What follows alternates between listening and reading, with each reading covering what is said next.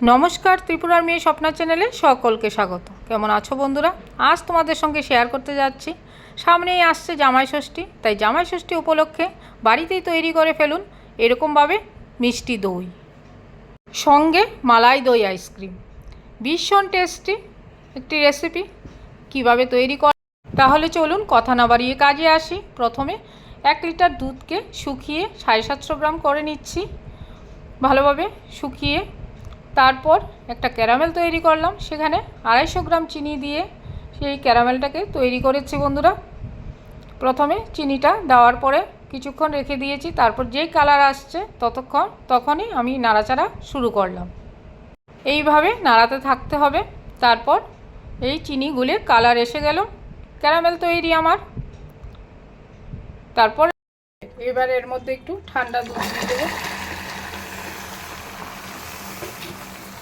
একটু দুধটা আগে থেকে মিশিয়ে নিলাম, তারপর একসাথে আর একটু ঠান্ডা করে সমস্ত কিছুই, দুধ থেকে আরম্ভ করে ক্যারামেল সব কিছু এবার মিশানোর পালা।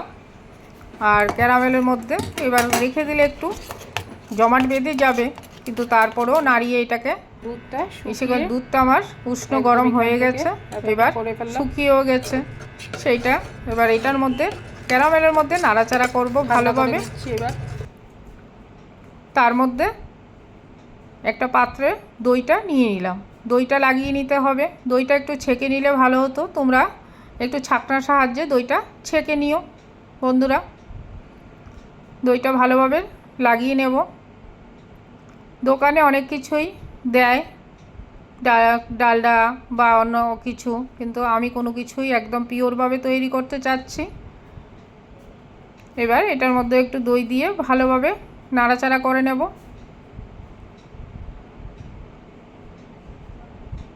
একটু সর পড়েছিল দুধের মধ্যে, সেটাও দিয়ে দিলাম, টেস্ট বাড়বে। এবার একটু একটু করে নাড়িয়ে নিচ্ছি। ক্যারামেল তো শক্ত হয়ে লেগে আছে, সেটাকেও ভালোভাবে নাড়িয়ে নিচ্ছি। এর মধ্যে যে পাত্রে ক্যারামেলটা করেছিলাম আমি, সেই পাত্রের মধ্যেই নাড়াচাড়া করে নিয়েছি। তোমরা চাইলে অন্য পাত্রে নিতে পারো। আর একটু দই অ্যাড করে দিলাম, মিষ্টি দই একটু দইটা বেশিই দিতে হয়, টক দই এতটা ছাঁচ না দিলেও হয়। এবার এটাকে ঘুটে নিচ্ছি একটু। এই যে ফেনা ফেনা এসছে, মিষ্টি দোকানে দেখতে পাও তোমরা, দইয়ের উপর একটা ফেনা ফেনা ভাবটা জমাট বেঁধে থাকে, বেশ ভালো লাগে। আমিও চেষ্টা করলাম সেইভাবে। তারপর একটা কাগজ দিয়ে ভালোভাবে এটাকে চাপা দিয়ে দিলাম।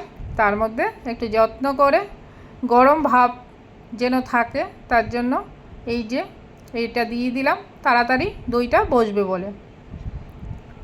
তার মধ্যে এটা সময় দিতে হবে অন্তত 4 থেকে 5 ঘন্টা, মিষ্টি দই বসতে একটু সময় লাগে। আর বাকি যে দুধটা তারপর আমি ফ্রিজে 3-4 ঘন্টার জন্য রেখে দিয়েছিলাম, একটু শক্ত হবে বলে। আইসক্রিমটাও তৈরি হয়ে গেছে, দইও রেডি। এবার চলো কাটা যাক, সার্ভ করব দইটাকে। আইসক্রিমটা দেখো কীরকম জমাট বেঁধে গেছে, দইটাও চলো দেখি।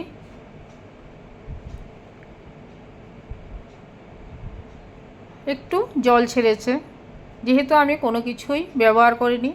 আর দইটা আরেকটু ছেঁকে দিলে হয়তো ভালো হতো, সেটাই ভুলটা হয়েছে।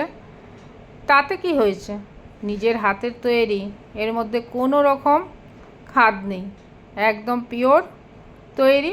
ভীষণ টেস্টি হয়েছিল বন্ধুরা, তোমাদেরকে সত্যি খেয়েই বলছি, কারণ একটা লং ভিডিও এডিট করতে প্রচুর সময় লাগে, আর সেই আমরা খেয়ে দিয়েই সেটাকে এডিট করতে সময় লেগে গেছে। এই দেখো সার্ভ করে দিচ্ছি। আর আমার ত্রিপুরা থেকে দাদারা এসেছিলো, ভাইরা, তারাও খেয়ে খুব প্রশংসা করছিল, আইসক্রিম দই দুটোই। এই যে আমার ভাই ত্রিপুরার পিসির ছেলে, এইখানে দিদির মেয়ে, সবাই বসে আছে, বেশ মজা ছিল সেদিন। তারপর দই আইসক্রিম খাওয়া দাওয়া হলো, বিকেল 3টে থেকে 4টে বাজে সেই দিন।